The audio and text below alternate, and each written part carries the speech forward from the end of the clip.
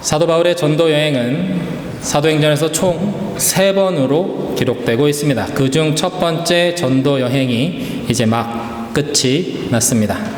바나바의 고향인 키프로스 섬을 시작해서 비시디아 안디옥, 이고니온, 루스드라, 그리고 마지막으로 더베에서 약 2년간의 길고 긴 여정은 끝이 나게 됩니다. 바울은 바나바와 함께 더베에서 동쪽으로 더 나아가 더 빠른 길로 자신을 파송한 그 모교회가 있는 안디옥으로 가지 않고 거꾸로 그 왔던 길을 되돌아가기로 하였습니다. 바울이 선택한 되돌아가는 그 길은 자신을 죽이려고 혈안이 되어 있는 유대인들이 있는 도시들이었고, 험하디 험한 타우루스 산맥을 다시 넘어야만 하는 길이었으며, 길고 긴 바닷길을 배를 타고 가야만 하는 길이었습니다. 그러나 믿음의 형제 자매들을 한 번 더 만나 격려하고 싶었던 바울과 바나바는 위험하고 먼 길을 마다하지 않았습니다. 오히려 복음 전파라는 뚜렷한 목적의식을 가지고 하나님의 은혜에 온전히 자신을 내어 맡긴 채 두 사람은 먼 길을 다시 되돌아갔습니다. 그렇게 놀라운 하나님의 은혜로 소아시아 지역, 지금의 터키 지역 곳곳에 교회를 세운 바울과 바나바는 모교회가 있는 수리아 안디옥으로 돌아와서 그들을 위해서 열심으로 중보해 주었던 믿음의 가족들을 다시 만나게 되었습니다. 그러던 어느 날 예루살렘에서 왔다고 하는 몇몇 사람들이 이 수리아에 있는 안디옥 교회에 나타났습니다. 그들은 이방인 성도들도 모두 모세의 율법대로 할례를 받아야만 진정한 구원을 받을 수 있다라고 주장하기 시작하였습니다. 몇몇 사람으로 시작된 이러한 주장은 교회 안에 지속적인 논쟁거리가 되었고 갈등을 일으키는 요인이 되었습니다. 사도행전 15장 2절의 말씀입니다. 그래서 바울과 바나바 두 사람과 그들 사이에 적지 않은 충돌과 논쟁이 벌어졌다.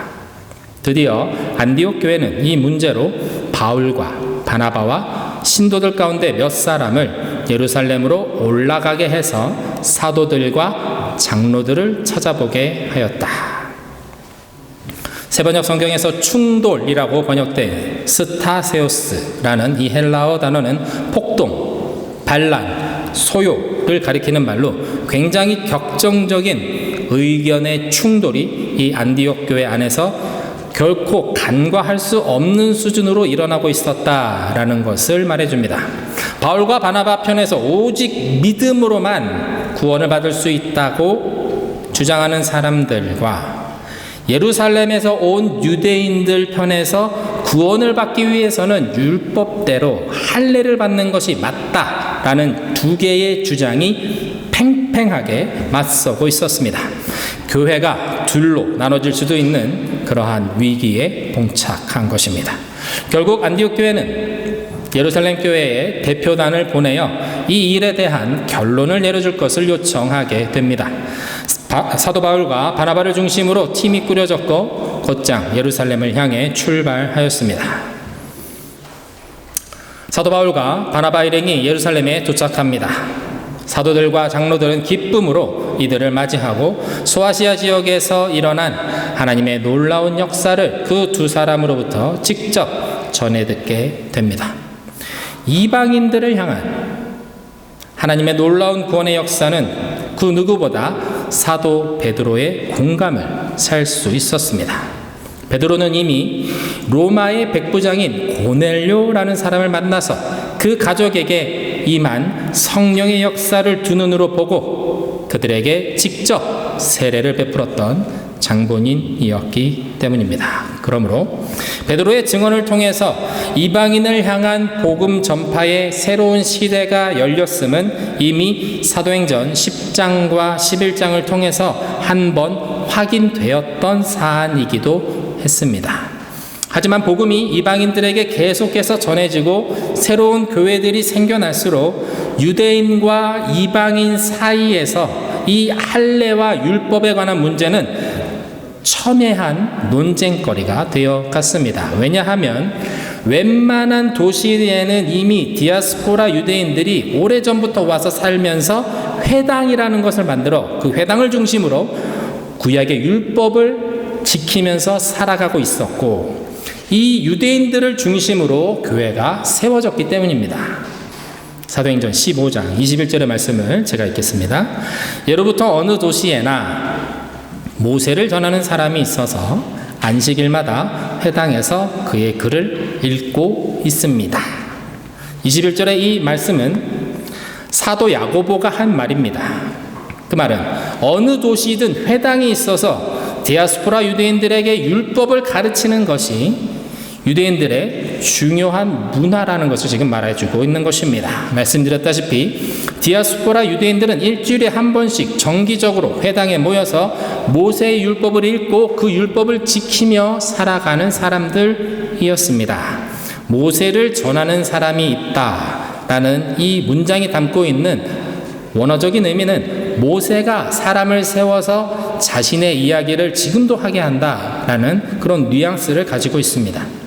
그만큼 모세의 율법에 대한 신뢰가 뼛속까지 가득한 그 유대 기독교인들은 한편으로는 여전히 모세의 율법을 준수하면서 다른 한편으로는 예수를 하나님의 아들로 인정하고 있었던 것입니다. 문제는 이 유대 기독교인들이 한 교회 안에서 다른 문화 속에서 살아가는 이방인 그리스도인들을 만났을 때 발생하게 됩니다. 율법을 잘 지키며 살아온 유대인 그리스도인들에게 이방인들의 삶의 모습은 너무나도 자유분방하고 일면 불경건한 것처럼 보였기 때문입니다. 유대인들의 입장에서 자신들이 경멸하는 무엇인가가 있는데, 예를 들어서 돼지고기 같은 것이죠. 그런 것을 먹는 모습,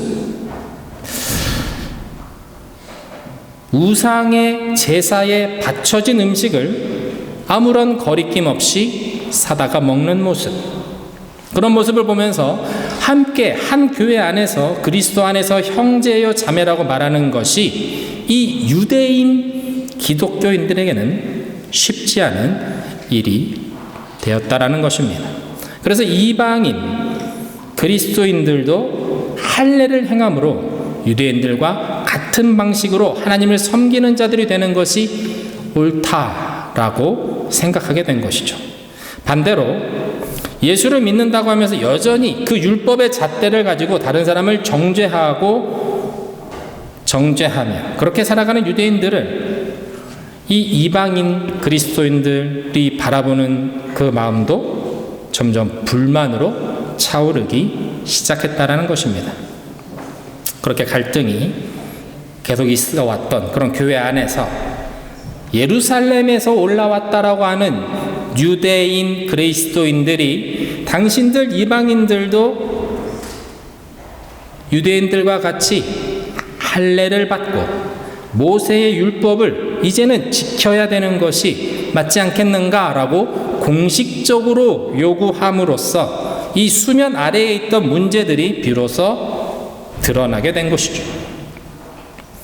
안디옥 교회의 사도 바울과 바나바의 요청으로 인해서 이 예루살렘 교회에서 이 안디옥 교회의 분쟁에 대한 회의가 열리게 됩니다. 기독교 최초의 공의회, 예루살렘 공의회가 열리게 된 것입니다. 그리고 그 결과를 이 유다와 실라라고 하는 사람이 편지로 가지고 바울과 바나바를 따라서 다시 안디옥 교회에 직접 가서 성도들 앞에서 그들이 공표하도록 한 것입니다. 그것이 우리가 오늘 함께 읽은 본문의 내용입니다. 오늘 본문 23절에서 27절의 말씀인데요. 우리 한 번 더 같이 읽어보겠습니다. 시작. 그들은 이 사람들 편에 아래와 같은 내용의 편지를 써보냈다. 형제들인 우리 사도들과 장로들은 안디옥과 시리아와 길리기아의 이방 사람 교우 여러분에게 문안합니다. 그런데 우리 가운데 몇몇 사람이 여러분에게로 가서 우리가 시키지 않은 여러 가지 말로 여러분을 혼란에 빠뜨리고 여러분의 마음을 어지럽게 하였다는 소식을 들었습니다. 그래서 우리는 몇 사람을 뽑아서 사랑하는 바나바와 바울과 함께 여러분에게 보내기로 만장일치로 결정하였습니다. 바나바와 바울은 우리 주 예수 그리스도의 이름을 위해서 자기 목숨을 내놓은 사람들입니다. 또 우리가 유다와 실라를 보내니 그들이 이 일을 직접 말로 전할 것입니다. 편지는 매우 간략했습니다. 편지의 시작은 우선 예루살렘에서 안디옥 교회를 찾아가서 할례의 중요성을 이야기했던 사람들과 예루살렘 교회는 직접적인 연관이 없다라는 점을 밝히고 있습니다. 이방인들도 할례를 받아야만 구원받은 자로 교회 안에 받아들여질 수 있다라는 이 주장은 예루살렘 교회의 입장이 아니다라는 것을 분명히 하고 있는 것입니다. 그리고 이어지는 문장은 예루살렘 교회의 리더들은 사도 바울과 바나바의 안디옥 교회의 권위를 인정하고 지지한다라는 입장입니다. 그 이유는 1차 전도 여행에서 하나님께서 어떻게 역사하셨는지, 하나님께서 그들의 전도 여행 과정 가운데 어떻게 그들과 함께 하셨는지 그들은 직접 들었기 때문입니다. 이방인들을 구원하기 위해서 보내심을 받은 바울과 바나바와 함께 하신 그 성령의 역사를 예루살렘 교회의 사도들과 장로들은 인정하지 않을 수 없었던 것입니다. 그렇습니다. 예루살렘 교회의 사도들과 장로들이 판단하고 있는 그 근거, 그 잣대, 그 기준은 그들에게 익숙한 모세의 율법이 아니었습니다. 유대인의 전통도 아니었습니다. 초대교회의 판단의 기준은 철저하게 성령의 역사하심과 일하심에 있었습니다. 교회를 향한 하나님의 뜻이 무엇인지 판단하는 근거, 그것은 기도하는 가운데 주시는 성령님의 그 말씀, 그리고 각 도시와 장소마다 친히 이끄시고 말씀하시며 보여주시며 역사하시는 하나님의 구체적인 그 일하심의 증거들이었다라는 것입니다. 이러한 원칙은 모든 판결에 종지부를 찍고 있는 야고보 사도의 연설에 또한 고스란히 담겨 있다는 것을 알 수 있습니다. 사도행전 15장 13절에서 20절의 말씀을 제가 읽겠습니다. 바나바와 바울이 말을 마친 뒤에 야고보가 대답하였다. 형제 여러분, 내 말을 들어보십시오. 하나님께서 이방 사람들을 돌아보셔서 그들 가운데서 자기 이름을 위하여 처음으로 한 백성을 택하신 경위를 시므온이 이야기하였습니다. 여기서 시므온은 베드로입니다. 예언자들의 말도 이것과 일치합니다. 예언서에서 이렇게 기록되어 있습니다. 이 뒤에 내가 다시 돌아와서 무너진 다윗의 집을 다시 짓겠으니 허물어진 것을 다시 고치고 그 집을 바로 세우겠다. 그래서 남은 사람이 나 주를 찾고 내 백성이라는 이름을 받은 모든 이방 사람이 나 주를 찾게 하겠다. 이것은 주님의 말씀이니 주님은 옛부터 이 모든 일을 알게 해주시는 분이시다. 그러므로 내 판단으로는 하나님께로 돌아오는 이방 사람들을 괴롭히지 말고 다만 그들에게 편지를 보내서 우상에게 바친 더러운 음식과 음행과 목매어 죽인 것과 피를 멀리하라고 하는 것이 좋겠습니다. 야고보는 앞에서 자신의 경험을 빌어서 성령께서 이미 이방인인 고넬료의 가정을 택하시고 구원하셨다라는 것을 언급하는 그 베드로의 말을 받아서 이것과 관련되는 구약의 선지자의 말씀이 있습니다 하고 그것을 읽고 있는 것입니다. 그것은 아모스 9장 11절에서 12절의 말씀이었습니다. 아모스의 이 예언은 BC 760년경에 기록되었습니다. 예루살렘 회의가 열렸을 때를 기준으로 해서 약 800년 전에 한 예언자를 통해 선포된 하나님의 말씀이 그것이었습니다. 거기에 이방인에 대한 얘기가 있었다라는 것이죠. 야고보는 이 말씀에 기록된 대로 당신의 일을 이루시고 완성하시는 하나님께서 친히 이방인들로 하여금 무너진 다윗의 장막을 회복하게 하시는 그 사역을 이미 지금 시작하고 계시다라는 것을 말씀하고 있는 것입니다. 베드로와 야고보의 주장은 간단합니다. 하나님께서 친히 당신의 일을 이루고 계시는데 우리가 누구이기에 감히 하나님의 일을 판단하며 그것을 막겠는가라는 것이었습니다. 거기에다가 사도 바울과 바나바의 1차 전도 여행 보고에서 들려오는 수많은 사건들을 통해서 예루살렘 회의에 참석한 모든 사람들은 재차 다시 한번 성령 하나님의 뜻을 확인할 수 있었던 것입니다. 다시 말해 성령님의 뜻에 모든 사도들과 장로들이 한 마음으로 하나가 되어 순복하기로 한 것입니다. 그러므로 이 결정은 자신들이 내린 어떤 이성적인 판단이 아니라 성령께서 내리신, 이미 성령께서 하고 계신 그 일에 자신들이 순종한 결과다라는 것을 편지에도 분명히 담고 있습니다. 오늘 보면 28절의 말씀인데요. 같이 읽어보겠습니다. 시작. 성령과 우리는 꼭 필요한 다음 몇 가지 밖에는 더 이상 아무 무거운 짐도 여러분에게 지우지 않기로 하였습니다. 세번역 성경과 조금 다르게 우리말 성경으로 보면 이 부분이 이렇게 번역되어 있습니다. 꼭 필수적인 사항 몇 가지 외에는 여러분에게 아무 짐도 지우지 않으려는 것이 성령의 뜻이며 또 우리의 뜻입니다. 예루살렘 교회의 사도와 장로들은 이방인 성도들에게 아무 짐도 지우지 않는 것이 성령의 뜻이다라고 지금 확신하고 있습니다. 그 누구도 이방인 성도들에게 할례받게 하는 것이 하나님의 뜻이다라고 확고하게 말할 수는 없었습니다. 유대인들인 그들 역시 오직 은혜로, 오직 하나님의 십자가의 그 은혜로 구원을 받았기 때문에 이방인들도 오직 은혜로만 구원을 받는 것이 하나님의 정하신 뜻이었기 때문입니다. 그러므로 모든 사람은 성령께서 하시는 이 구원의 역사에 그 방법에 동의하고 순복하면 되는 것이다 라는 말입니다. 교회는 하나님이 다스리시는 곳입니다. 믿으십니까? 교회는 하나님이 다스리는 곳입니다. 세상에 하나님의 나라가 세워진다라는 것, 그것은 하나님의 통치가, 하나님의 뜻이, 하나님의 방법이, 하나님의 방식이 세상 가운데 나타나며 드러난다라는 것을 전제로 합니다. 따라서 교회는 하나님께서 원하시는 것을 이 세상 가운데 실제로 이루시고 만드시고 행하시는 곳이어야 하며 하나님께서 꿈꾸시는 당신의 나라를 세워가시는 그 시작점이어야 합니다. 그러나 연약한 사람들이 모인 교회는 완벽하지 않습니다. 교회 안에 크고 작은 갈등이 있을 수밖에 없습니다. 은혜가 있지만 그 안에 갈등도 있습니다. 서로 생각이 다른 사람들이 모여있기 때문입니다.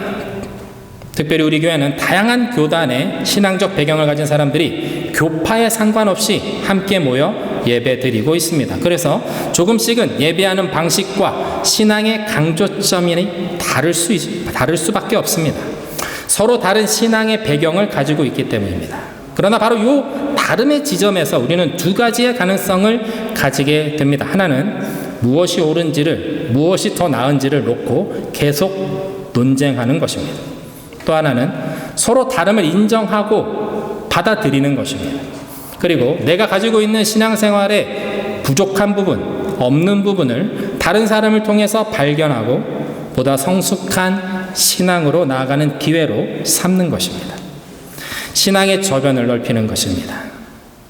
시냇가의 조약돌은 상류에서 흘러나오는 물을 타고 떠밀리며 하류까지 내려온 긴 시간의 산물입니다. 낮은 곳으로 굴러 내려오는 와중에 다른 돌과 부딪히며 때로는 깨어지기도 하고 깎여지기도 하면서 마침내 하천에 이르렀을 때에는 모든 돌이 맨들맨들한 조약돌이 되어 있는 것입니다. 신앙생활도 그렇다고 생각합니다. 함께 어우러지면서 서로 다름을 확인하고 그럼에도 불구하고 서로 사랑하기를 포기하지 않으므로 그리스도의 십자가의 사랑으로 서로 용납하는 시간을 지나가는 것, 함께 그 시간을 통과해 가는 것, 그것이 우리 모두가 함께 참된 그리스도인으로 성숙해져가는 과정이라 할 수 있기 때문입니다. 그리스도 안에서 우리는 한 형제이고 한 자매입니다. 예루살렘 교회의 사도들과 장로들은 안디옥의 성도들에게 보내는 편지의 서두에 이렇게 쓰고 있습니다. 본문 23절입니다. 함께 읽습니다. 시작. 형제들인 우리 사도들과 장로들은 안디옥과 시리아와 길리기아의 이방 사람 교우 여러분에게 문안합니다. 이 말은 사도이며 장로인 그들이 안디옥의 성도들과 동일한 위치의 형제요 자매들이라는 것을 강조하고 있는 부분이라 할 수 있습니다. 예루살렘 교회의 권위를 안디옥 교회가 인정하였고 교회 안에 일어난 분쟁에 대한 판결을 요청한 이 답변에서 사도들은 그들이 하나님 앞에서 모두 같은 형제이며 자매일 뿐, 가족일 뿐, 그 이상도 그 이하도 아니다라는 것을 힘주어 말해주고 있는 것입니다. 그리스도 안에서 한 가족이다라는 것, 그것은 서로 사랑한다라는 뜻입니다. 가족은 서로 사랑하기를 멈추지 않는 자들입니다.